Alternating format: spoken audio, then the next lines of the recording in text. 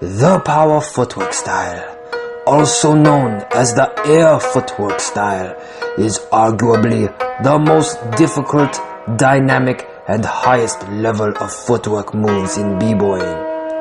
Often used as a footwork transition into power moves, the power footwork style is a secret technique done by a handful of masters. Join us as we delve into the source of the power footwork style.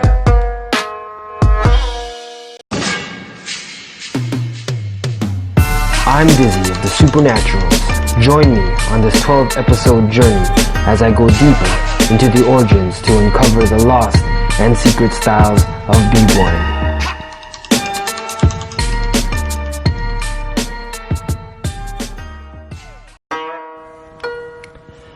In 2003, a friend showed me the promo video of Maurizio, aka The Next One. I was so blown away by the power of his footwork style. I immediately wanted to create a power move which was disguised as footwork, since I was on the mission to have the craziest legs in b-boying. I was already known for my flexible, twisty, and bendy legs. During those times, there wasn't a lot of chances to be seen, except for b-boy VHS tapes and the newest technological advancement at that time called DVDs. By 2004, I finally mastered my power footwork combination, which I was saving it for the biggest upcoming battle, which took place on August 22nd, 2004, called Freestyle Sessions 8, where my team made it to the top 16 out of 62 crews, and I knew it was my chance to drop my new footwork technique like a rapper drops his new track. The response I got from that move was big, so I began to make more variations and incorporate it into my freestyle. I wanted to claim the style as my own, waiting for the day to find someone who does the same style and battle for it. It wasn't until 2013 at Shell's Battle Pro in France where I met Maurizio, and did he tell me that what I was doing was what he calls power footwork. Coincidentally, that was the same day I got called out and had my first battle against someone with the power footwork style, Colonel Shaka Zulu.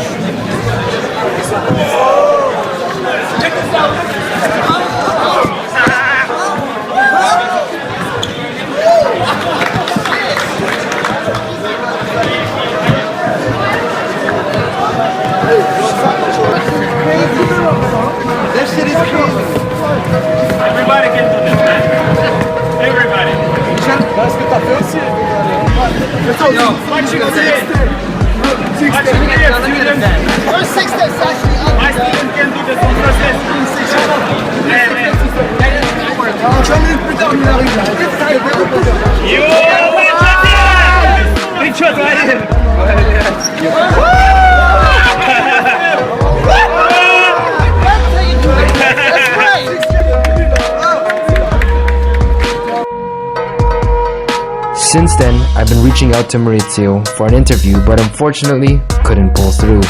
However, I was able to receive an interview from the master of footwork, battling, and the power footwork style, Alieness. For this episode of Lost and Secret Styles of b-boying, I will be interviewing myself as one of the contributors to this style.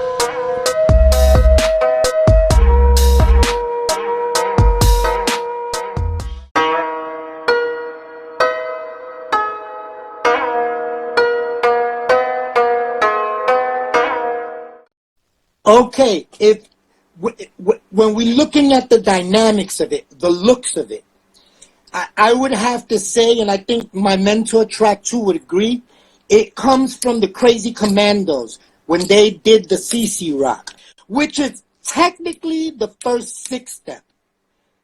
It was the first time somebody had to take 6 steps to make one rotation. Before that, it was 4 steps and 3 steps.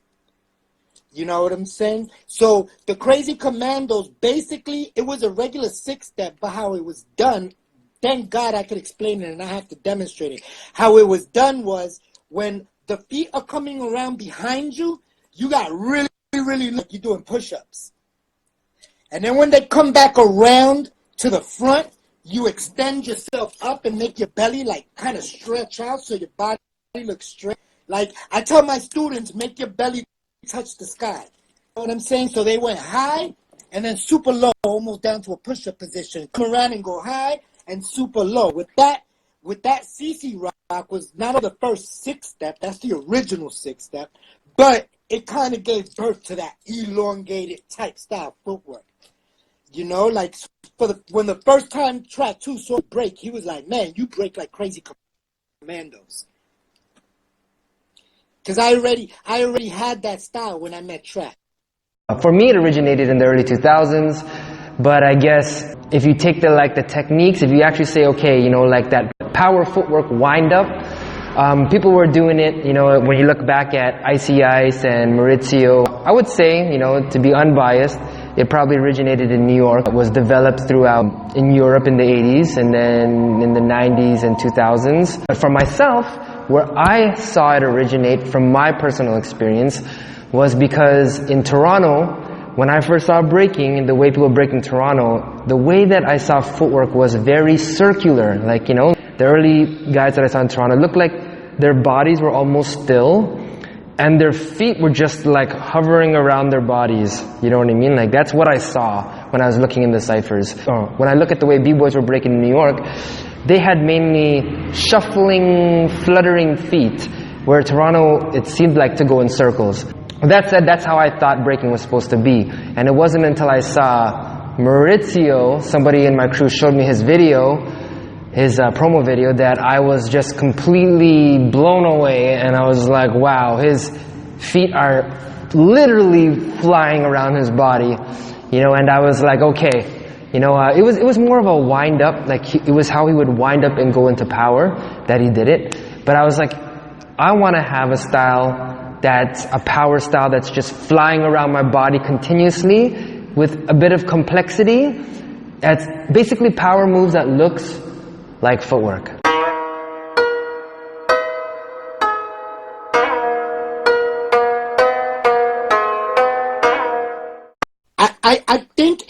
I think evolved because everybody's built different. Not everybody's flexibility is the same. Some people are born with a super unique flexibility, like Crazy Legs. There's few people who could look like Crazy Legs. You know what I'm saying? His flexibility is bananas. So there's few people that could look like Crazy Legs. Well, like I said, it was always the way that it was in Toronto. People were breaking, feet were flying around their bodies, and that's the way that I thought breaking was supposed to be. And it was until I saw Maurizio that I saw him power footwork. His footwork was flying around his body that I was like, okay, I want to have power that is disguised as footwork. Okay, and I was pretty good at flares, Tommy flares, virgin flares, or whatever you call them. I was good at floats. So I utilized those techniques in order to kind of like tap on the ground like I'm doing footwork, but I'm really literally just actually kind of doing power. I'm using my wrist strength and my body strength. And I was really skinny, my legs didn't weigh anything, so it was really simple for me. The first person I seen gated style footwork was Buck 4. When Buck 4 danced, he was squatting on his footwork. It looked like he was about to take off, you know, and 9 times out of 10 he did. The first one I seen with that style footwork. And then I hadn't seen him, you know, my style that, but then later out about this other was like that, and his name was Icy Ice. And Icy Ice was also one of those Icy Ice, and that's his natural style. I don't think Maurizio could break up like, let's say, Kenny. You understand what I'm saying? I believe that's Maurizio's natural movement. He's not trying to move like that. Me, I control. I can pop in and out.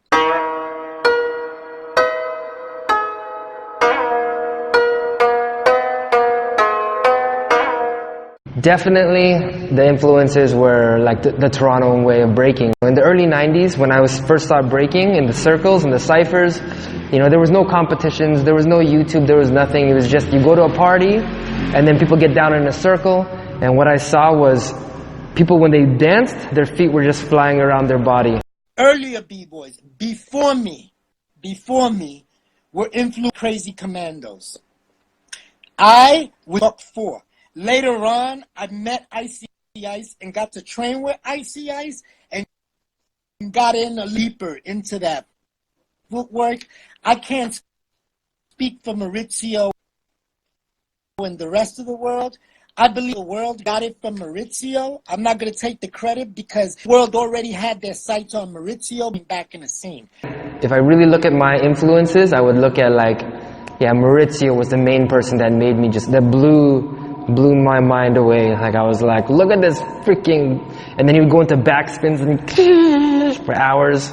So I think the first inspiration, Crazy Commandos, my inspiration was Buck 4 first, then Icy Ice. I don't know who Maurizio's inspiration was, but I really, the rest of the world, their main, the first style was Maurizio, and then later on popped up with that style. And when we're doing it, it makes it stronger. So after Maurizio up, and then I came on the scene, I think more and more people was like, okay, a lot of people are doing this.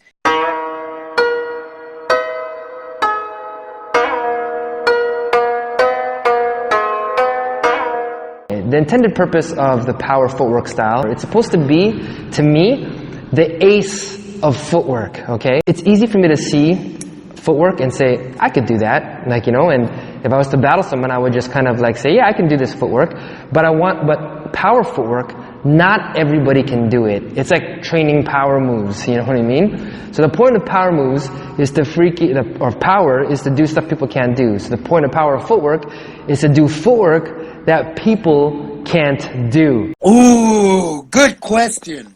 Okay, first I'll start with the weaknesses. Okay.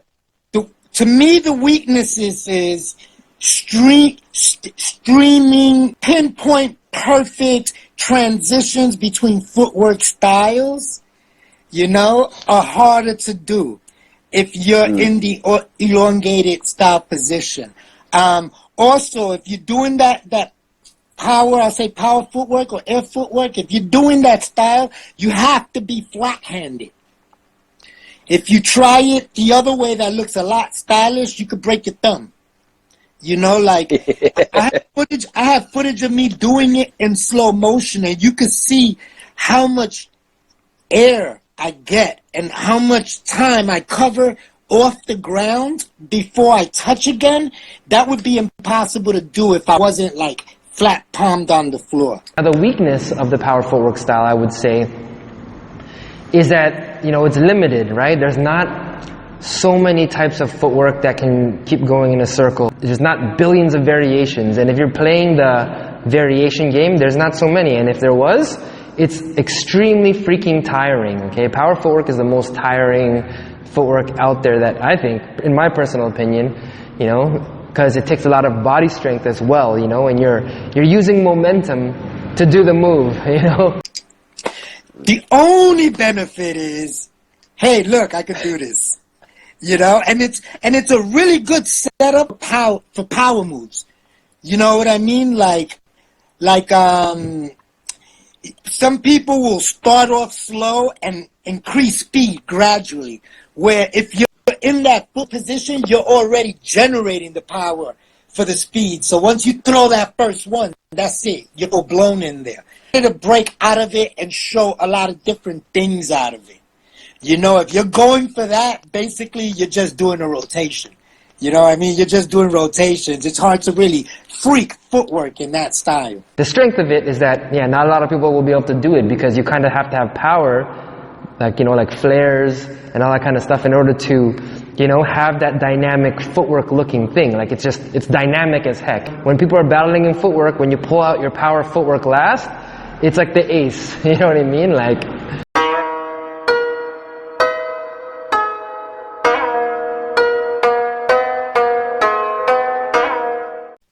that I've seen. I'm speaking of from what I've seen. Buck 4, Icy Ice, Maurizio. For me, of course, Maurizio is the first person that comes to mind. The second person that would come to my mind is Alieness, because Alieness always had that, you know, that really elongated footwork, which I heard that's the actual a name for it, is elongated footwork. Dyzee. I've seen Storm take flight.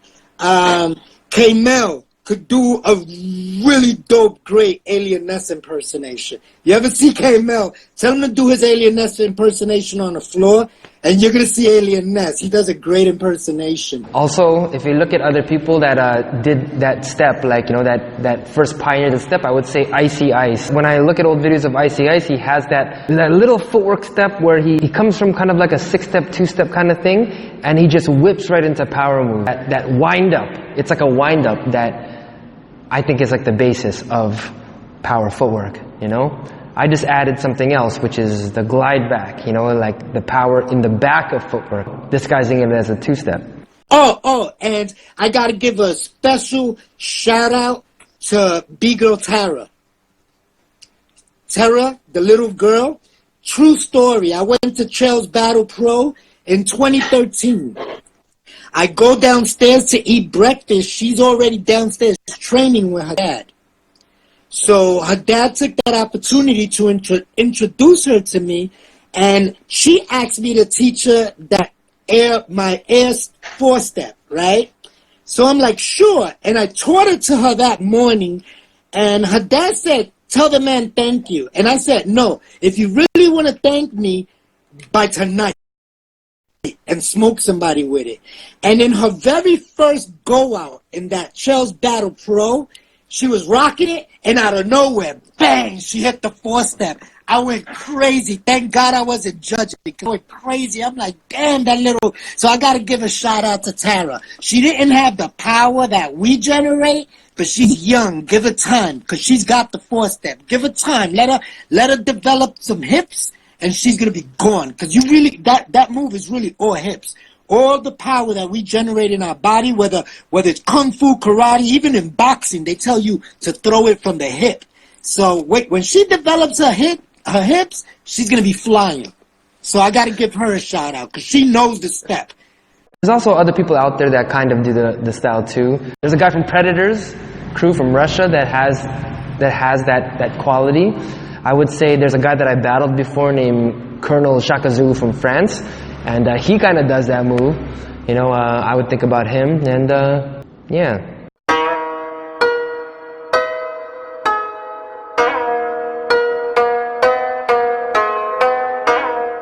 When I'm asked to, and I teach this, I go through basic steps. And these are the steps that I make them do. The first thing, strong sweeps. That is the very first move of breaking. That is the foundation of breaking. That is the alpha. You understand what I'm saying? And it's also, you know, just while I'm on it, it's also the most important move in breaking because it is the only move in breaking that incorporates both the posture and dynamics of both footwork and power moves. You understand? So if you don't got a strong sweep, frontwards, backwards, right foot, frontwards, backwards, left foot, I suggest everybody goes out and master those 4 sweeps. You master those 4 sweeps, I guarantee you I will bet my career on this. You master those 4 sweeps, there's not one move in breaking you cannot learn. Like coffee grinders, that's the first step, is because coffee grinders, it's like this style, you're using more of like the hip area, like, you know, like rather than your knees, you're using like, you know, like that joint, you know, that's where the power comes from, you know, kind of like a taekwondo kick. Second is the 2-step. You know what I'm saying? There's footage of me out there. You got footage out there calling it the Toronto 2-step. So that's the foundation, and then putting them into like a 2-step, and I call it the Toronto 2-step, only because it's a 2-step, and when I saw B-boys in Toronto doing their 2-steps, it looked to me like their feet were just flying around their body. I keep saying that. The 2-step is very important. Being able to control it and do it facing one direction the way you do it is dope. But if you really want to get the power aspect of it, you have to learn how to like take flight and let your body tilt with it. So you are looking around the whole room. It's going to be harder to stay looking one direction if you really want to develop that whole real power footwork. But I think it's dope that you could do it facing one way, you know. But for the power to be elongated and the hang time you need, it's going to naturally turn your body around. The highest variation I would say would be that wind-up 6-step move, that wind-up into power, and then also what I call the glide back, which is it's kind of like a move in the back, right, where you kind of like glide into it into a 2-step, right? But so I would say, yeah, 2 steps are the most important step for power footwork. There's all these other moves in between, but those are the foundations to learn. You would have to have a really strong air 2-step, where your back kind of bends in the back and kind of hangs over. Air 2-step would also be a foundation for this style for sure. So I would think of somebody like Bboy or something like that who had a really strong 2-step. So basically the sweep and the 2-step will get anybody prepared for the 4-step. And once you learn my 4-step, that's it. That's the entire footwork power style right there. Really, that 4-step, I don't know exactly what it is Maurizio does. He's just got crazy power, But my 4-step is the tip of the pyramid. That's like the pinnacle. After that, there's really nothing much you could do as far as power footwork. I would suggest that if you're doing the power footwork style, learn power too.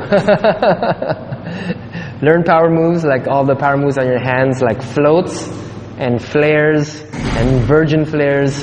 That will help a lot with power footwork.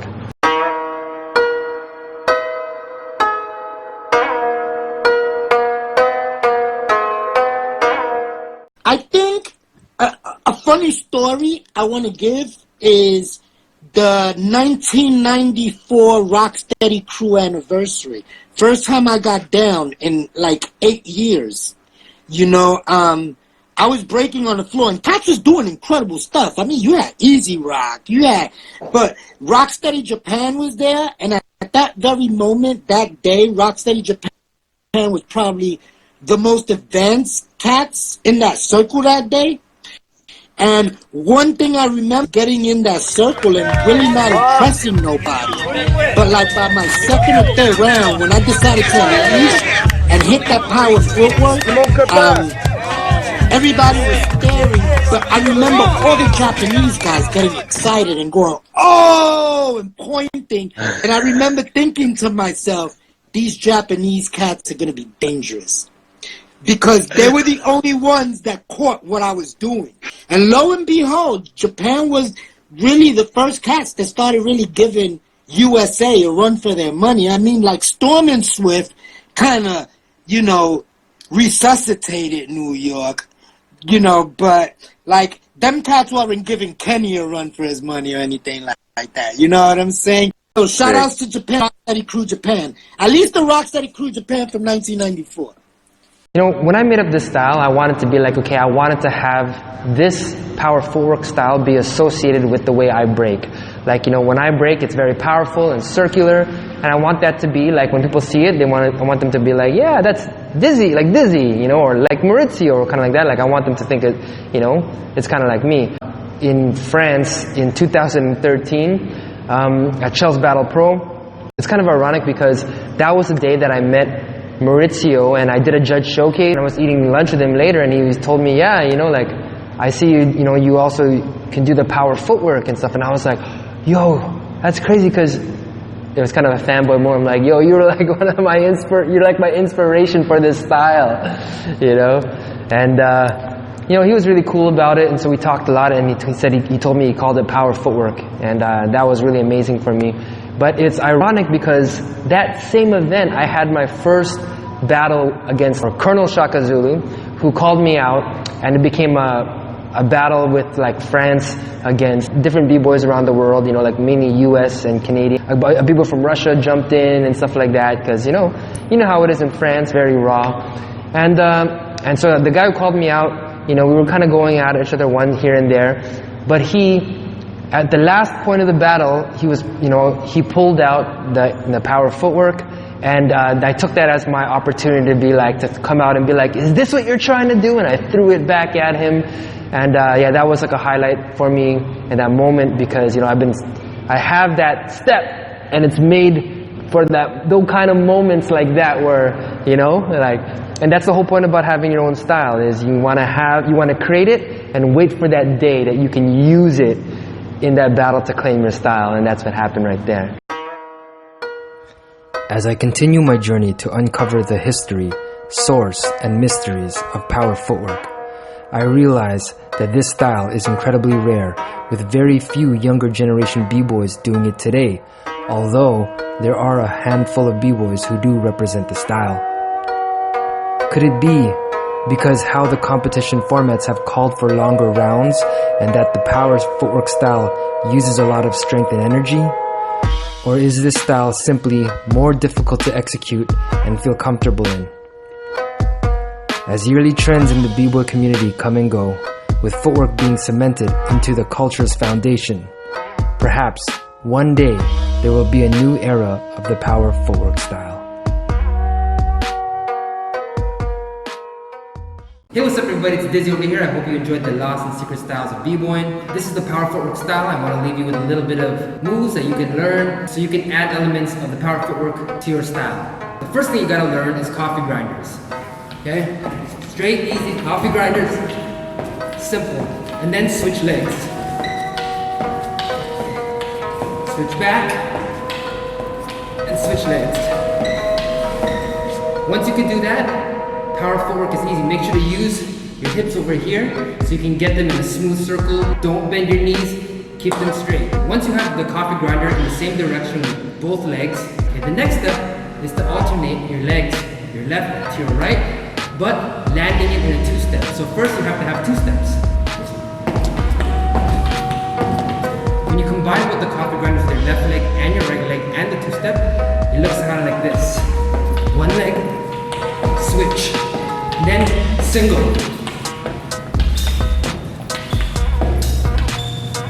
Another step that's really important is the air two-step.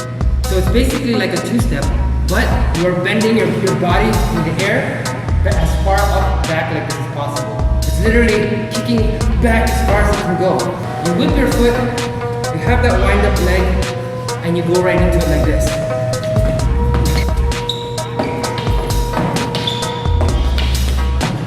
Next, we got the power six step. It looks like this.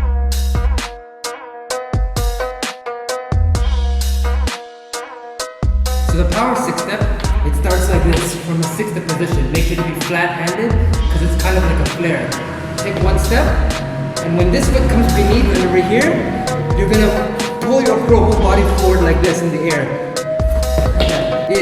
After this, when this foot lands, the right foot has to sweep to the back and landing in this position. And then you take another step again, and then do it again.